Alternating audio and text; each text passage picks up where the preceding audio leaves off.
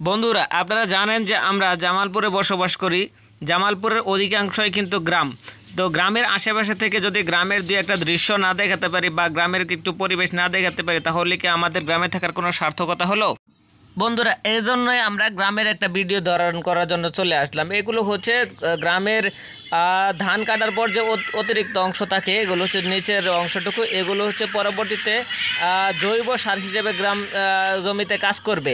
এবং কি আশেপাশে বিস্তীর্ণ এলাকাগুলো দেখেন ধান কাটার পর নিচের অংশটুকু পরে রয়েছে, আর এগুলো হচ্ছে ধানের উপরের অংশটুকু, এগুলো হচ্ছে গরুকে খাওয়ার জন্য উপযোগী করার জন্য চেষ্টা করা হচ্ছে। আর এই হচ্ছে ধান। যারা শহরে থাকেন ধান চিনেন না, অনেকের বাচ্চা কাচ্চারা কিন্তু ধান চিনে না। ধানকে হয়তো বা ধারণ করে থাকে, মনে করে থাকে ওটা অনেক বড় একটা গাছে হয়, তা কিন্তু নাই। যে ধান হচ্ছে এরকম গাছ, হচ্ছে গাছের মধ্যে ধান চাষ করা হলে এরকম গাছের মধ্যে ধান পাকা অবস্থায় হয়। তো বন্ধুরা, আপনারা ধান দেখতে পারলেন। আমরা চলে আসতেছি ধান মাড়াই করার জন্য। প্রস্তুত করা হয়েছে যে এইভাবে আটি বেঁধে ধানকে রাখা হয়েছে। এগুলো হচ্ছে ধানের মেশিনের মাধ্যমে এই করা হবে, মাড়াই করা হবে। আগে কিন্তু প্রাচীনকালে কিন্তু এগুলো মেশিন ছিল না, হাতে মাড়াই করা হতো। আর এগুলো হচ্ছে খড়ের স্তূপ, ছোটো ছোটো খড়ের স্তূপ। এগুলো এক সময় বিশাল আকারে খড়ের স্তূপ করা